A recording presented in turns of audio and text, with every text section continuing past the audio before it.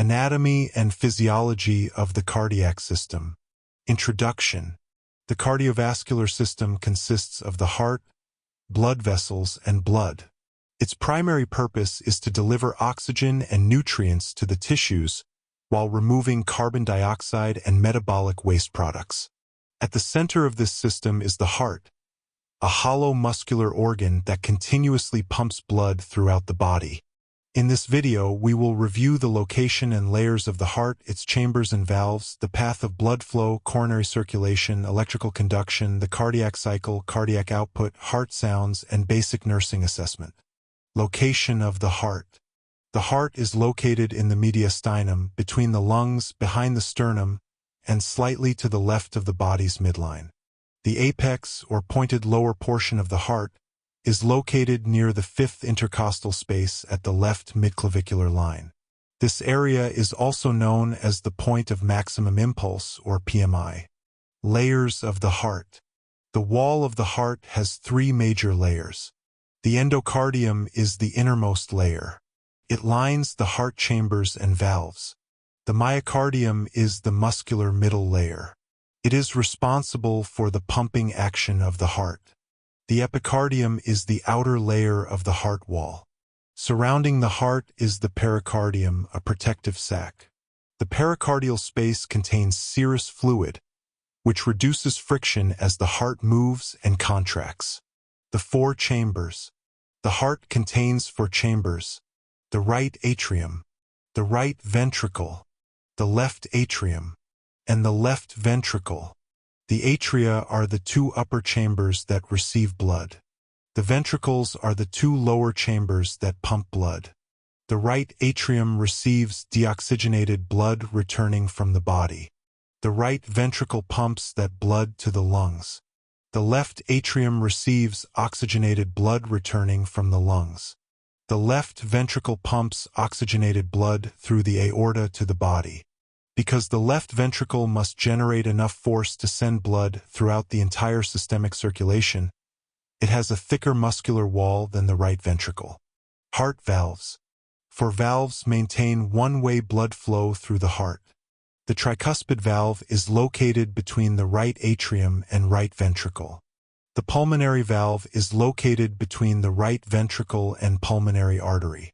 The mitral valve, also called the bicuspid valve, is located between the left atrium and left ventricle. The aortic valve is located between the left ventricle and the aorta. A useful nursing school memory trick for remembering the order of these valves is, try pulling my aorta. T stands for tricuspid. P stands for pulmonary. M stands for mitral. A stands for aortic. Blood flow through the heart. Now let us follow one complete trip through the heart. Deoxygenated blood returns from the body through the superior vena cava and inferior vena cava. It enters the right atrium. From the right atrium, the blood passes through the tricuspid valve into the right ventricle. The right ventricle pumps the blood through the pulmonary valve and into the pulmonary artery. The pulmonary artery carries the blood to the lungs. In the lungs, carbon dioxide is released and oxygen is absorbed. The oxygenated blood then returns to the heart through the pulmonary veins. It enters the left atrium. From the left atrium, the blood passes through the mitral valve into the left ventricle. The left ventricle pumps the blood through the aortic valve into the aorta and out to the body.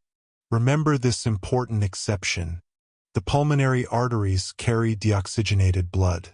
The pulmonary veins carry oxygenated blood. The vascular system. The vascular system includes arteries, arterioles, capillaries, venules, and veins. Arteries carry high-pressure blood away from the heart. Arterioles connect arteries with capillaries. Capillaries are the smallest blood vessels. They allow oxygen, nutrients, carbon dioxide, and waste products to move between the blood and the tissues. Venules connect capillaries with veins. Veins carry low-pressure blood back toward the heart and also act as a reservoir for blood. Coronary circulation. The heart muscle also needs its own blood supply.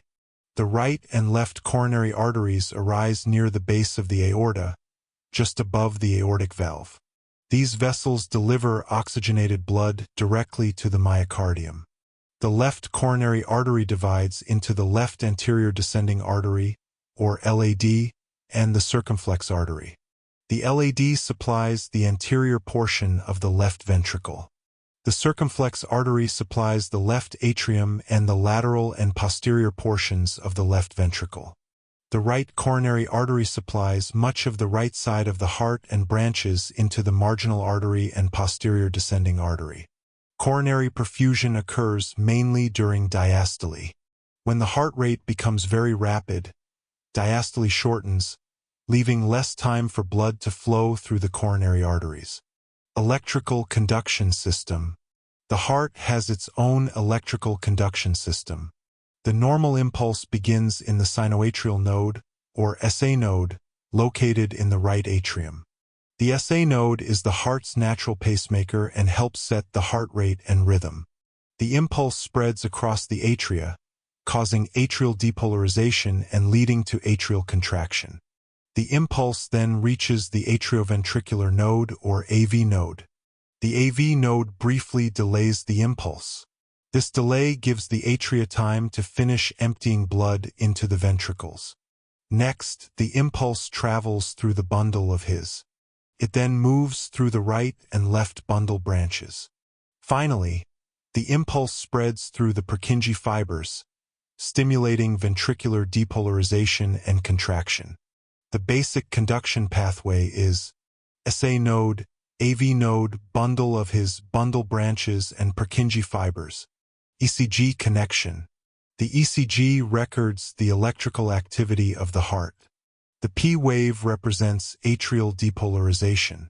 The PR interval reflects conduction through the AV node and normal conduction pathway.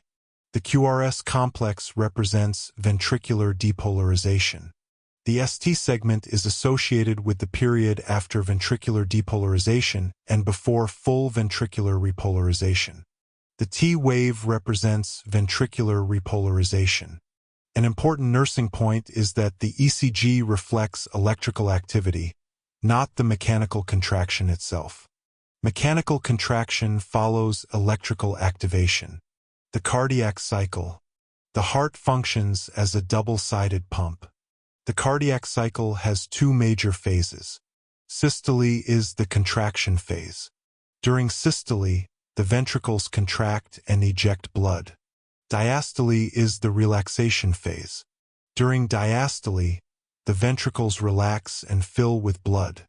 One complete cycle of systole and diastole produces one heartbeat. Cardiac output. Cardiac output is the amount of blood pumped by one ventricle each minute. The formula is cardiac output equals heart rate multiplied by stroke volume.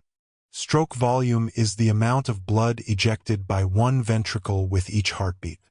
The major factors affecting stroke volume are preload, afterload, and contractility. Preload. Preload is the amount of stretching of the ventricular muscle at the end of diastole. The more blood that fills the ventricle, the greater the stretch of the muscle fibers. Preload directly affects stroke volume. Afterload. Afterload is the resistance or pressure the ventricle must overcome to eject blood. High blood pressure and narrowed blood vessels increase afterload. Contractility. Contractility is the force generated by the myocardium during contraction. Sympathetic stimulation and positive inotropic medications may increase contractility. Hypoxia and negative inotropic medications may decrease contractility. Heart sounds.